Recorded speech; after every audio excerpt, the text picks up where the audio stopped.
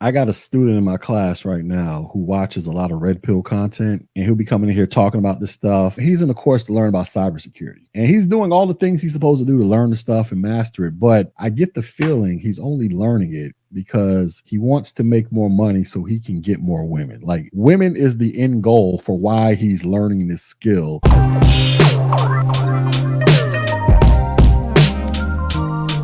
So AM1 Lifestyle, that is the guy, this high yellow, light-skinned dude, you know what I'm saying? Light-skinned brothers are taking over again, just in case y'all didn't know. But that's the guy that did that design for my video. So if you guys need some video artwork of sorts, that's your dude right there. AM1, what's good, my dude? All right, so we gotta be specific about it. Motion graphic design, videography. I'm a specialist about it. I'm sensitive about my art, so we got to get it right. Okay. All right, y'all heard it from him. Motion graphics design and videography. Light-skinned dudes are also sensitive.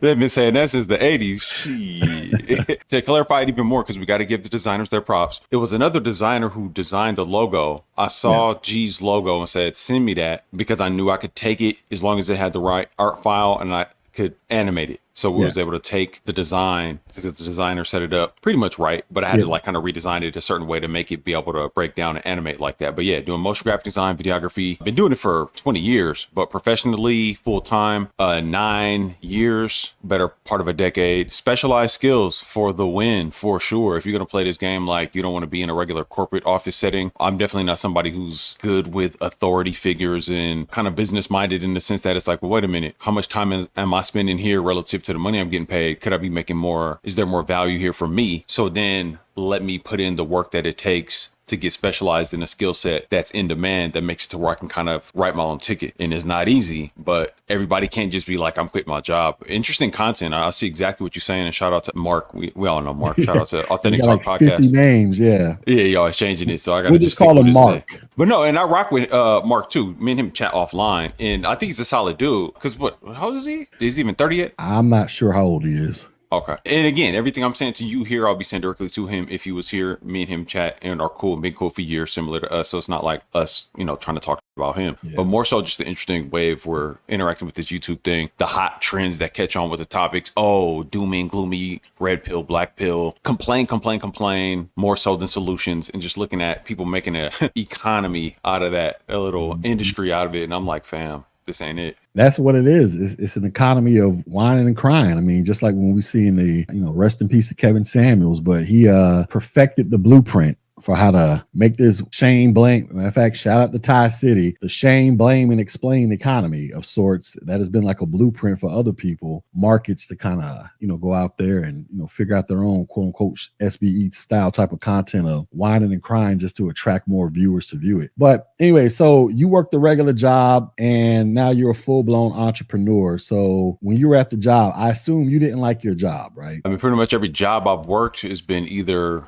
just not liking it, just getting by, nickel and diming it, just kind of like a job. When you decided to quit your job, what made you want to quit your job? And prior to you quitting, exactly what did you do that led up to your successful transition from being a 9-to-5 employee to being a full-blown entrepreneur? All right, so I shouldn't even say this because this is another thing that shoots a lot of young guys in the foot. But I mean, my whole life, I've always been into art, illustration. I always want to, be an artist when I grew up. That's what I said when I was a kid. So started from, drawing, illustration, all that. It was in my family, my uncle, illustrator, painter, my older brother, but always that. And then got big into like rap, hip hop stuff, making beats, rapping and whatnot. And then that kind of parlayed over into me throwing shows, throwing events. I was doing people's flyers. And since I was rapping, I had my own little networks of people. So started curating my own events because of hip hop, graphic design, was doing streetwear kind of stuff. And again, tying it into the whole event thing, around the time of leaving my last full-time job, I was throwing a lot of parties, a lot of events in Oakland, all around the Bay Area, and really learning boots on the ground about marketing, events, and all kind of different things, from fashion shows to networking events to day parties, nighttime parties.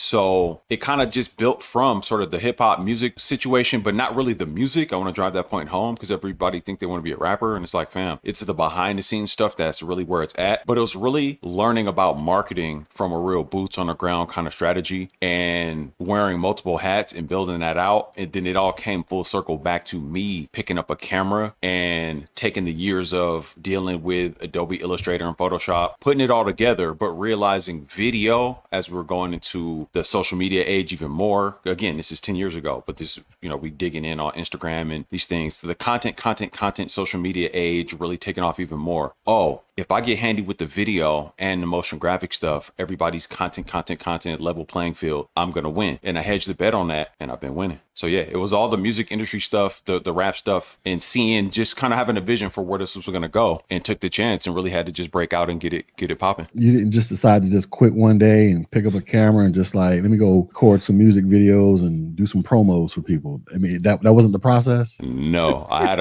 a plan and a foundation laid. At that point, I had already been throwing multiple events. My name was kind of known in the Bay. I was doing events and graphic design and video production stuff for big event venues. Yoshi's, one of the big Oakland spots, the legacy spots. Ankh Marketing, big crew that was throwing all the big events, Mos Def, and whenever Erykah Badu or Lauryn Hill would come out. So I was tapped in. So I knew that when I cut the cord on the regular day job thing, I was going to have a parachute, and I had other business interests and investments going at the time. So I was going to be good to fully be able to transition and immerse myself and get my client base up. Because this is, adult lifetime of working regular jobs to, okay, I got to really get it out the mud, as they say, and sink or swim. And sure enough, did that. That seems like the sane and rational thing to do. So you had a lot of time invested into something, learning your craft before you just said, F it, I'll quit because I don't like the corporate 9-to-5 structure. Now, how come that type of advice isn't being passed around more, as opposed to just quit your job and just go out there and do something else? Because, my thing is, I know people just do stuff because, okay, you're filming a 10-minute YouTube video, you're only going to get so detailed with it. But I rarely, if ever, because I've had this complaint about another YouTube, Dr. Boyce Watkins, I'll just say his name because he loves his name being mentioned. One of my criticisms of him, he got the Black Business School and he's like, start a business, but he never makes a video kind of going into the nitty gritty of how to actually get the process rolling. And it just sounds good in theory to start a business, but some people actually need to be walked step by step on how to actually accomplish that, instead of just encouraging people to quit and go out there and do your own thing. Like, let's just take me teaching IT. This wasn't something that I just woke up one day and decided to do. This was a culmination of almost 20 years of knowledge of working and doing this and actually teaching this when I was in the Army, learning the art of teaching to where I got to this point where I'm at now with my own business. And even with my own business, I can't, at this present moment, I just can't quit my job and do my business full time, at least not yet. But it's not just something that I just woke up and decided this is what I'm going to do. It's been years of learning a hard skill, a valuable skill, regardless of what the skill set is, but mine is tech, to where I figured out, okay, how can I use this to my advantage so that I can possibly go do my own thing if and when I decide to go do my own thing. Or if I want to jump ship and go to another company, I can do that because I don't like the environment over here, instead of me just quitting just to quit, or me just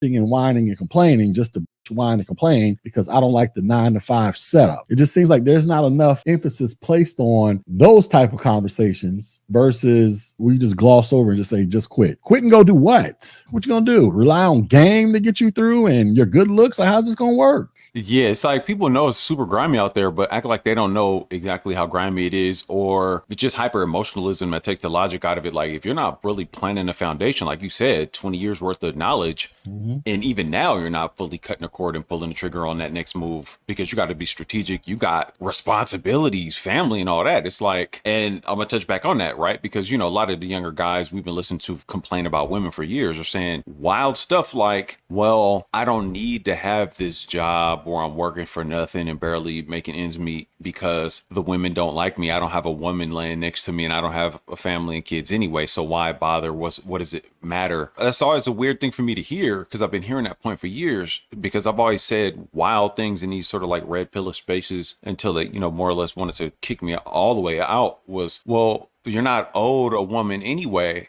and you're going to have to just be a man with or without a woman anyway. Like, I thought that was just standard operating procedure. Silly me. So when I say that kind of stuff, like, nobody owes you anything, you understand, like, that's never guaranteed, right? And they're like, well, why should I even care about being my own sustainable man if I don't have a woman in my life? And it's like, wait, man. You know, it's funny. I got a student in my class right now who watches a lot of red pill content, and he'll be coming in here talking about this stuff. He's in a course to learn about cybersecurity, and he's doing all the things he's supposed to do to learn the stuff and master it. But I get the feeling he's only learning it because he wants to make more money so he can get more women. Like, women is the end goal for why he's learning this skill. It doesn't matter what conversation we're having about tech. He'll find a way to weave in the dating relationship aspect into it. And I just keep telling this young, because he's like 26 years old, and he used to be in the military. And I'm just looking at him, I'm like, bruh, women are always going to be there. Just focus on doing you, learning what you got to learn, and the women will be there. But it just seems like he can't take his mind off of women for 5 seconds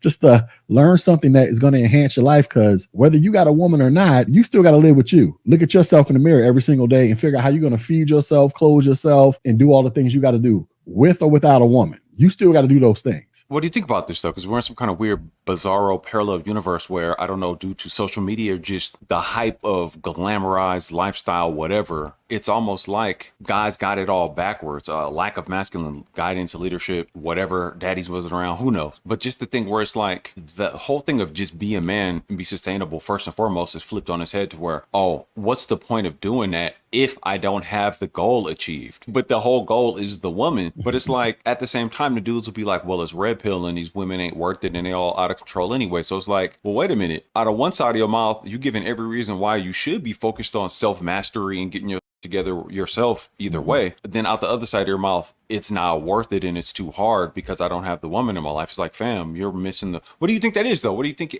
How did it get to where dudes are able to flip it so backwards? I think you're dealing with a bunch of dudes that don't have a lot of experiences in the field, man. Dealing with women. Like when I talk to this young guy, I don't go into the details of my personal life, but I listen to him and I can tell that when he was in high school or whatever, he really didn't have a lot of experiences with talking to women, getting comfortable with women like that, to where it's not a driving factor in his 20s like that, like it currently is. Because, you know, me, I've been dating girls since I was like 14 years old in some capacity. By the time I got to my 20s and I decided I wanted to settle down with my wife and whatever, I mean, I had about a 10-year experience of... The whole point is, I just don't think they've had those necessary life skills. The same thing with this one dude who left a comment on my video talking about how essentially not strange for a 22-year-old to go to work and not have soft skills developed. But the soft skills I was talking about in the video was, do you know how to look somebody in the eye when you talk to them? Can you shake their hand with a firm grip? Can you speak loud enough so somebody can hear you and you're not whispering? These are the things that I see with the so-called soft skills of this generation. And I'm thinking that this is partly responsible to this generation. They're not really going outside interacting with other kids nowhere near to the degree that we did when we were latchkey kids and all that crap. Growing up, riding bikes, climbing trees, getting into fist fights every other day. You know what I'm saying? Doing the things that socializes young men and women. Maybe that's part of it. They just haven't had those life lessons that they should have learned at an early age where they're outside in the elements like we were. And now we're seeing how it's turning out in their 20s. Everything from soft skills to personal relationships and how they view the dating world and how they think women are going to react or respond, or not even just that, but how they view what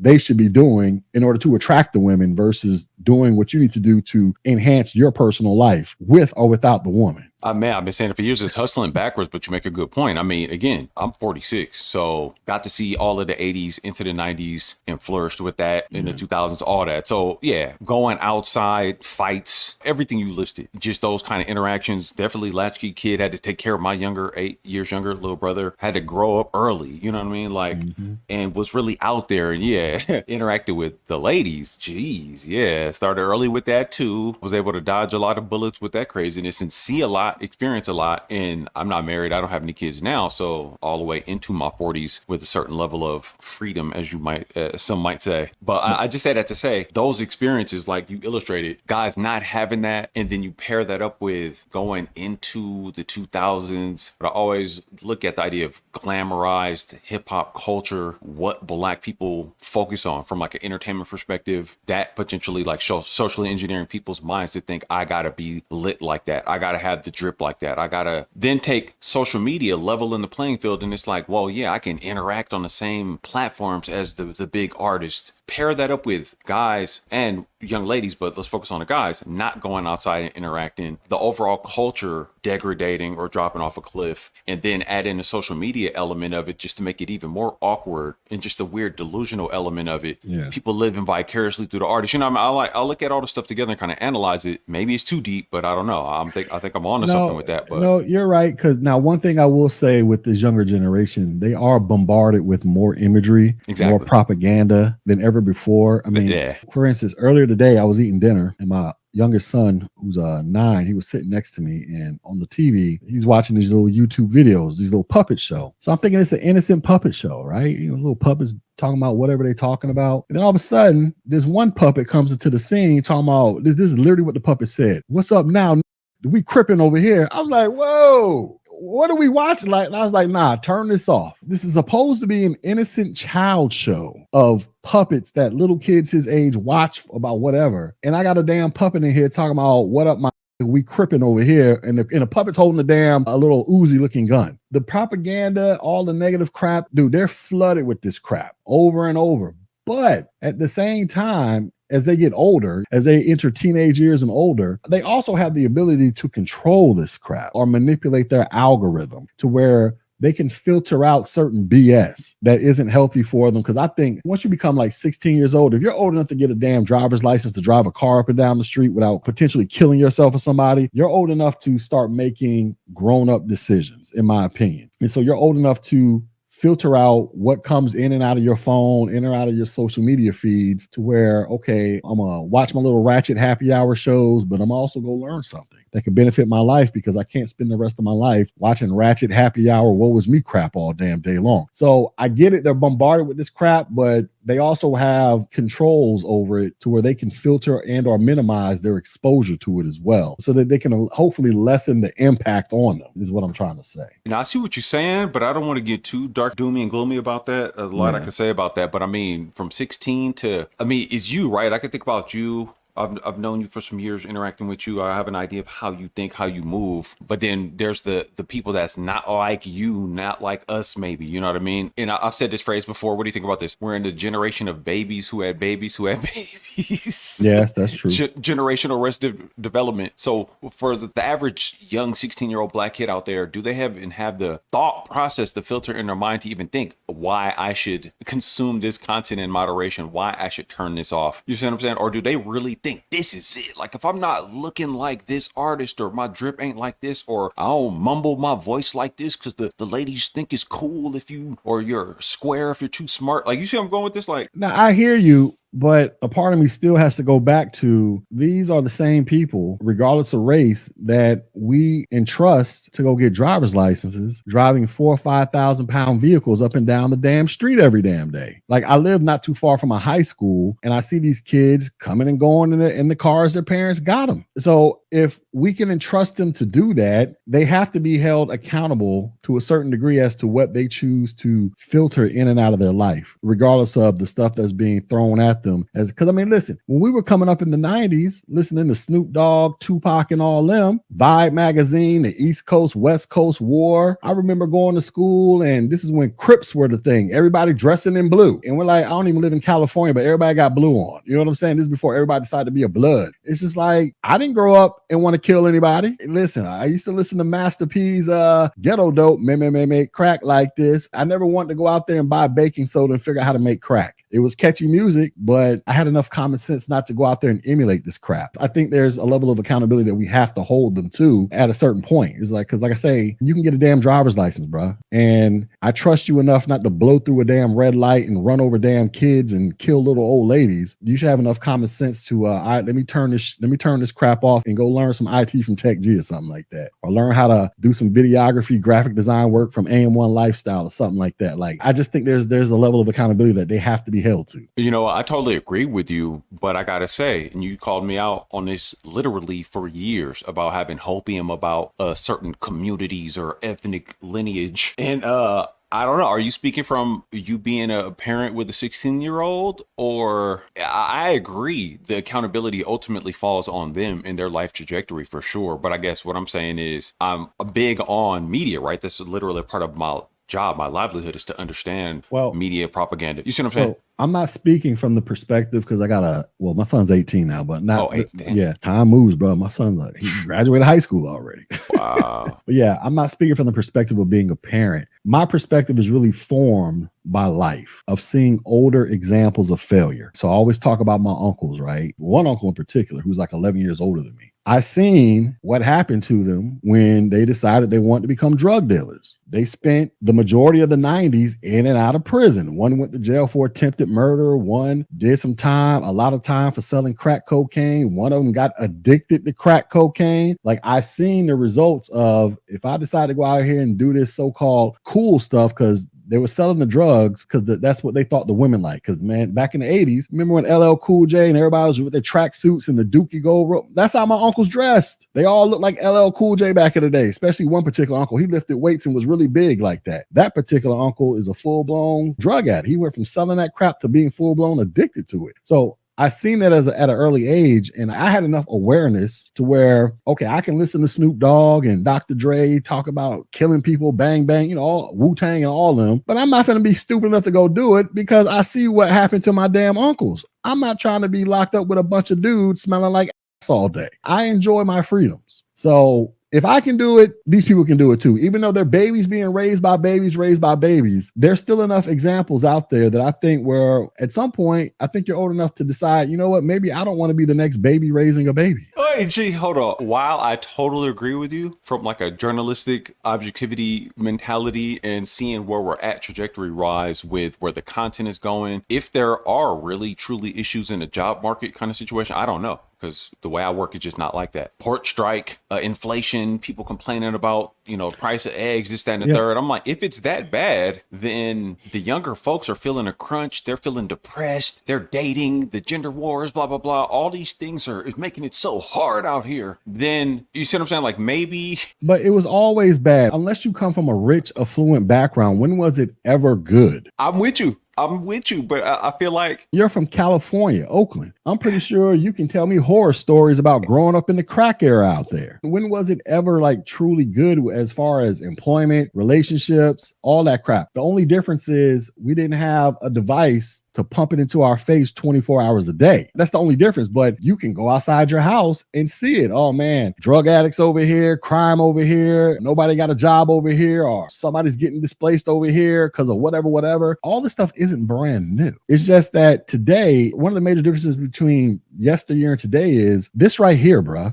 So you think it's being amplified more? Well, it's being amplified more. And I mean, inflation is a real thing. Yes. The pinch is on money. The pockets being tight is a real thing, I would say, by and large. It is a real thing. But what I'm saying is it's being amplified more because of this device. But this device also is a gateway to damn near unlimited opportunities, bro. I'm right there with you.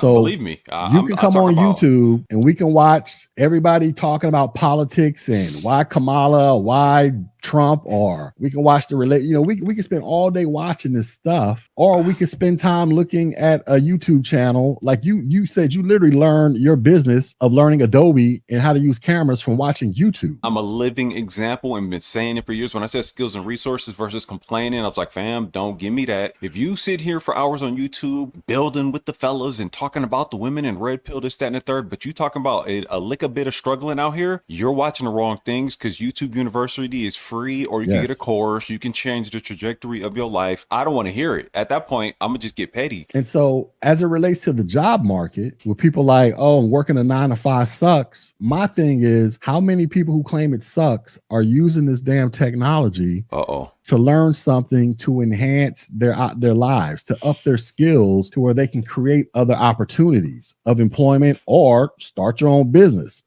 do something. That's my point, man. I think most people are complaining, but they're not actually being proactive in trying to create a solution to the complaints that they're generating. You're being entirely too realistic about the accountability necessary, but I don't know, fam. We're in some kind of bizarre, we're in bizarro land world where it's thin skin, everybody's weak, no motivation. It's easier to just complain and soak up mindless content than it is to take steps and sacrifice fun to go learn something that's going to put you in a position to where you're like, hey, I'm not really relating to all this doom and gloom content. My life is the best it's ever been, better than last year. It's kind of hard for me to like come on YouTube and even talk about some of the stuff that I'll be doing, because it's like my life is boring. All I do is work out and make videos and create stuff and travel and just go see cool stuff. I can't relate to all this conflict and craziness because I did take those steps to go learn something and learn a specialized skill that's in demand, and I sacrificed the fun and I did everything you're saying. So I totally agree. I'm just looking at the opposite, the flip side of to be in the shoes of the hundreds of thousands, potentially millions of people, younger people, people our age and older, who are just all beat down about life, and to the point where people are saying wild stuff, making content off of just quit your job and it's not worth it. And it's like, okay, well, what's the solution though? Just be homeless? I don't know. I don't think that's gonna work. Yeah, man. but like I say, even with the homeless person, they got to work too. Nobody escapes work. Even if you're an entrepreneur, you got to put in work. Oh, for sure. Unless you hit the lottery or come from a rich family, then you might have the option to escape work. But other than that, most of us don't come from that background, and we don't have an extraordinary talent at this present moment that could demand a contract worth $10 million plus or something like that. You got to put the work in. But it's easier to cry and complain and hope somebody will come feel sorry for you. I made decisions and choices because I was like, I didn't like this or I didn't like that, but I didn't just sit around and just wallow in it. It was like, what can I do to get out of doing this so I can do something else if I choose to do it? You have to make that decision. And I don't care how much stuff is going on online or outside. You have the ability to turn that off or tune it out and get serious about your life. Because especially as a male, like I say, I don't know of any dudes that can just go find somebody that'll just take care of them. You're gonna have to go out there and get something in life. Nobody gives a shit about you whining and crying about why the job sucks. Everybody thinks the job sucks unless you own the company or you're a high paid employee. But if it sucks, what are you doing to be proactive about fixing it? And I don't think because you're a young person, 15 to 25 or something like that, that you shouldn't be held accountable to that standard. Like, no, you are old enough to comprehend it. You're old enough to go out there and get a girl pregnant at 15, 16 years old. I know plenty of people that became baby daddies when they were 15, 16 years old. You old enough to understand that concept, right? So don't tell me you ain't old enough to understand. Maybe I need to stop watching twerking videos and fight videos and woe is me relationship videos and go learn some shit so I can get myself out of this crappy job of working in this hot warehouse or wherever the hell I'm working. You understand what I'm saying? But they're like, see, you're an old head and you were young once too. You don't understand what it's like out here because I gotta, enjoy my youth and make memories and this, that, and the third. And it's like, I guess, I don't know. In my 20s, I wasted a lot of time. I don't have a time machine. I made a lot of memories in my 20s and 30s, but I mean, I still feel like I'm making up for a lot of lost time right now. So if I got any bit of some OG game to kick down, it's like, hey, sacrifice some of that fun and get it in line right now. Especially since, when I was early 20s, we didn't have the internet like this. We had to be outside for real. It wasn't like this. So now that you have the world's knowledge in a supercomputer on your phone, this is one of the easiest times in the world to start business, multiple businesses, or of course, to take advantages of online tutorials, courses, to the point of this channel. I'll literally watch you build all this and had to let me take part in, help and build with the marketing. I just don't see it. I mean, I'm generally a positive person. I'm about solutions. And yeah, as a man, it's like you gotta be working because it's hard. Nobody cares. But work harder. Nobody cares. So you got to figure it out. And do you want to go lay up underneath some woman that has power over you? It's like every way you turn, every way you think about it, you're dependent on either the government or some other person. And there's a transaction there that maybe isn't in your favor. You got to stand on something and be building and just be building. You got to be doing it. So I don't know. Like, look, I get it, right? Young people want to have fun. Listen, I have fun too. I'm not saying that you shouldn't have fun. I was in them clubs. I lived in the clubs when I was 18 to about 21, 22 years old. I lived in the clubs. Plenty of nights I done got drunk and passed out. I used to have gold teeth in my mouth at one point. I was about that lifestyle. But I made decisions, bro. I always thought about how do I want my life to be when I'm 30? when I'm 40. And this is before I got married and had a kid. I always thought about, do I want to be doing the same crap at 30 years old, being the so-called old guy at the club that I'm doing right now at 20 years old? I was chasing the girl. I was blowing my, dude, I used to work at a shoe store. Dude, do you know I had at one point 200 pairs of shoes in my house? Damn near every Jordan, every Air Max you can think of. Think about all the money I wasted on shoes, bro, that could have been applied towards something else. When I was learning IT, I had to read the books. Them books are like 1,000, 1,500 pages long, bro. We didn't have YouTube videos where you could watch people like me. I remember when I was in college, I saw a commercial on TV talking about one day in the future, you will be able to go to class online and you won't even have to step foot in the class. I remember that commercial like it was yesterday. I thought that was the most futuristic Star Trek crap I had ever seen. Here we are today living it right now. It's so ingrained into our life, we don't even think about the crap. We've come from that era where we didn't have access to the technology nowhere near as advanced as it is today. But I'm not saying that you have to sacrifice all fun and just go focus on going balls to the wall to learn a skill, although you probably should, especially the younger you are and the more energy and more vibrant you are, you probably should, but have your fun. But you got to weigh that stuff. Don't let fun just take over your life and you just not learn a skill, because you are going to wake up staring at 30 going into your 40s. And what are you going to have to show for it? I'm not saying that you got to have a Lamborghini and 20 houses or whatever, but do you have enough money to where if you lost your job today, you're not worried because you still got money in the bank to cover all your bills for a couple months? I mean, think about how many people do we know that's around our age and older that don't even have $1,000 in the bank, bro? Crazy. Like they're one paycheck away from literally being homeless right now. Right. And this was before the so-called inflation/recession. It's been like this for years for these people. And guess what? It's going to be the same thing for these Gen Zs coming up. My thing is, have your fun as a young person, but also as a young person, get serious, because just like you stated earlier, like I always like to make this joke, especially when I'm talking to pro-blacks, and how pro-blacks be like, man, we invented everything and racism, white supremacy. Yeah, I always come back and say, I was like, you know who the greatest white man in history is? I'd be like, Steve Jobs. Steve Jobs is the greatest white man to ever live because he invented this damn iPhone and it set all you Negroes free. You got access to everything in the palm of your hands to where you can take advantage of this piece of technology and go do some stupid crap with it or go do something phenomenal with it to where you can really change your life, revolutionize your life, and just live your wildest dream. Because even our man Mark said that in the video. He was like, the difference between us and